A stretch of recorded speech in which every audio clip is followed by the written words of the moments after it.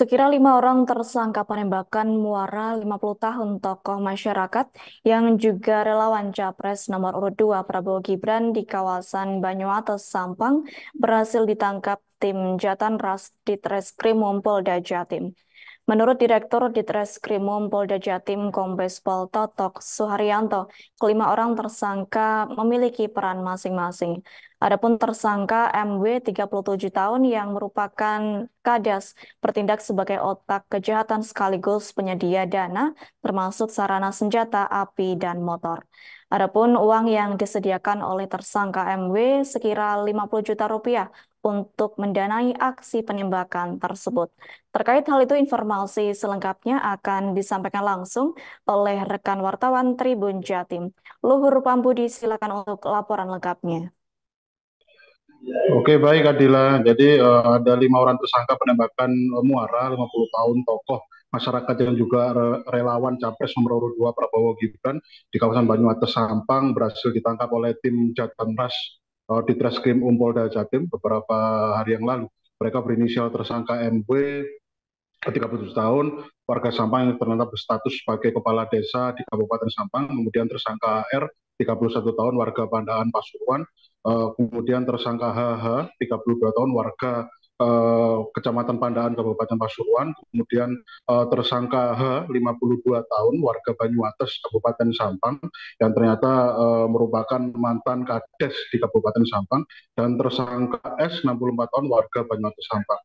Menurut Direktur Ditreskrim Polda Jawa Timur, Kombes Pol Toto Suryanto, tersangka MW yang merupakan sebagai otak kejahatan sekaligus penyedia dana termasuk sarana senjata api dan motor sarana aksi. Kemudian menyediakan uang kepada tersangka MW sekitar 50 juta yang untuk mendanai operasional dari aksi misi penembakan tersebut. Kemudian kedua, pihak tersangka MW juga menyediakan 2 senjata api, ya ini pistol revolver kaliber 38 merek SNW, kemudian pistol rakitan merek Colt kaliber 9 mm. Kemudian tersangka AR, 31 tahun, dia bertindak sebagai eksekutor utama penembakan terhadap korban menggunakan pistol revolver SNW kaliber 38 mm. Menurut Toto, tersangka AR ini juga sempat melakukan mekanisme pengintaian sebelum melakukan eksekusi penembakan tersebut selama kurun waktu 6 hari atau hampir sepekan. Tersangka melakukan aksi tersebut dibantu dengan tersangka HH. Tersangka R dibantu dengan tersangka H yang bertindak sebagai joki motor sarana aksi Yamaha NMAX berwarna putih untuk membonceng HR menuju ke lokasi dan melakukan penembakan. Kemudian tersangka H, 52 tahun, ia berperan memberikan informasi kepada tersangka utama untuk merencanakan aksi tersebut dan sekaligus membantu upaya pengintaian untuk mendeteksi keberadaan dari korban, melakukan pengintaian karena memang tersangka H ini adalah masih tetangga di desa dari korban. Kemudian tersangka H ini juga menyuruh tersangka lain yang berinisial tersangka S untuk mengawasi memantau keberadaan korban bahkan sebelum hari eksekusi, termasuk memberikan fasilitas alat komunikasi ponsel kepada tersangka S untuk melakukan pengawasan dan mengupdate informasi yang nanti langsung dikirim kepada tersangka agar dilakukan upaya eksekusi penembakan yang dilakukan pada pagi hari itu. Kemudian mengenai motif, kemarin Toto Suryanto menegaskan bahwasannya tidak ada motif yang berkaitan dengan pemilihan umum 2024 yang akan berlangsung pada Februari mendatang. Dan ternyata aksi penembakan tersebut dilatar belakangi oleh dendam pribadi yang ada dalam benak dari tersangka MB yang merupakan kades tersebut. Yani dendam tersebut adalah dipicu oleh sebuah peristiwa yang terjadi pada tahun 2019. Yani ada sebuah insiden penembakan yang korbannya adalah anak buah dari tersangka MB terdahulu. Anak buahnya itu mengalami insiden penembakan menjadi korban, yang ternyata pelakunya adalah si korban yang saat ini masih menjalani si korban muara yang saat ini menjadi korban penembakan dan masih menjalani perawatan medis untuk kesembuhan di RSUD Dr. Sutomo. Kemudian kami juga menyampaikan hasil penyelidikan lanjutan terhadap kelima tersangka itu, ternyata mengenai upah yang tadi sempat dijanjikan, jadi 50 juta yang diberikan oleh tersangka utama otak dari kejahatan tersebut kepada tersangka R, si eksekutor, sekitar 50 juta itu adalah upah untuk operasional aksi penembakan tersebut. Dan ternyata menurut dari 4 orang tersangka eksekutor dan pengawas aksi tersebut, mereka sempat mengaku dijanjikan oleh tersangka utama MW itu dijanjikan upah 500 juta per orang atau hampir setengah miliar ya. Kemudian ternyata hingga aksi kejahatan penembakan tersebut terjadi, misi tersebut berlangsung dengan sukses. Kemudian setelah melakukan upaya pelarian menghilangkan jejak, ternyata upaya tersebut tidak pernah dipenuhi oleh pihak tersangka MW. Dan pihak tersangka MW kemarin juga mengonfirmasi atau memberikan penjelasan pada kepolisian pada mekanisme penyidikan yang dilakukan. Ternyata MW malah berdalih kalau upaya yang diberikan hanya sekitar 200 juta. Kemudian mengenai upaya setelah melakukan aksi penembakan tersebut, ternyata para tersangka ini berusaha menghilangkan jejak dengan cara setelah melakukan eksekusi pada pagi hari itu, para tersangka langsung kembali ke rumah Kades atau ke rumah tersangka utama MW itu ya, untuk berganti baju, berganti pakaian, termasuk juga berganti kendaraan, bahkan kendaraan eksekutor atau yang digunakan untuk sarana aksi menjalankan aksi tersebut sempat diganti cat. Jadi semula kendaraan NMAX tersebut berbodi warna putih bodinya. Kemudian untuk menghilangkan jejak, pihak otak dari komplotan ini berusaha untuk mengganti catnya menjadi cat warna merah. Jadi cat tersebut diganti menggunakan metode airbrush, bukan diganti menggunakan tempelan spotlight untuk mengganti warna ya.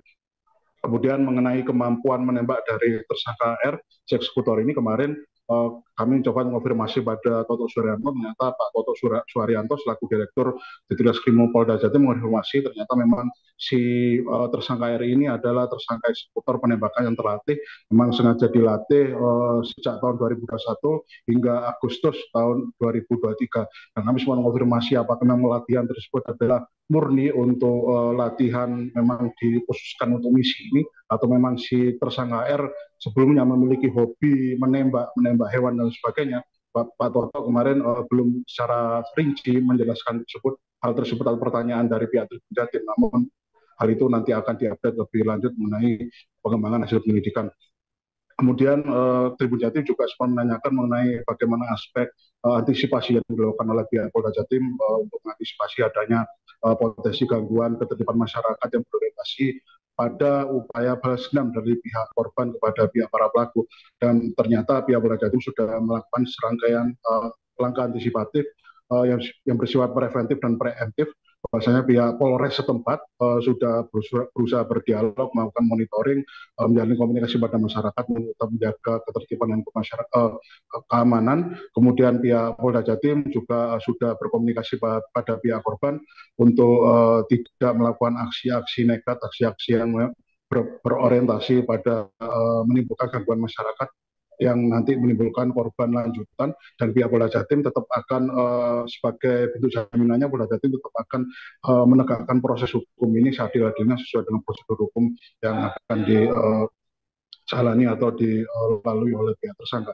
Kemudian mengenai konstruksi hukum yang pada 5 tersangka ini, tersangka MW dan tersangka R dikenakan pasal 353 ayat 2 subsidiar 351 ayat 2 KUHP Junto 55 dan pasal 1 ayat 1 Undang-Undang Darurat nomor 12 tahun 1951 dengan ancaman pidana penjara 20 tahun. Kemudian 3 orang tersangka lainnya yakni berinisial HH, kemudian S dan H dikenakan pasal 353 ayat 2 subsidiar 351 ayat 2 KUHP Junto 55 dengan ancaman pidana penjara sekitar 12 tahun. Demikian reportase kami, Adila, kembali ke studio.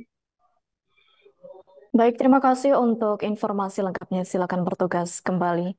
Tribuners, wartawan kami telah menghimpun wawancara bersama Direktur Ditreskrimum Polda Jatim, Kombes Pol Toto Suharyanto. Berikut untuk tayangan politik, tapi murni bahwa tersangka itu dendam berkaitan dengan peristiwa tahun 2019, di mana anak buahnya waktu itu menjadi korban penembakan oleh korban yang saat ini dilakukan penembakan. Janjinya menurut keterangan tersangka eksekutor itu dijanjikan 500 juta, menurut tersangka W janjikan 200 juta, yang diterima 50 juta untuk operasional. Untuk dananya itu dana dari pribadi atau ada dana sendiri? Yang bersangkutan menyampaikan pribadi, makanya ada 850 juta. Download Tribun X sekarang, menghadirkan lokal menjadi Indonesia.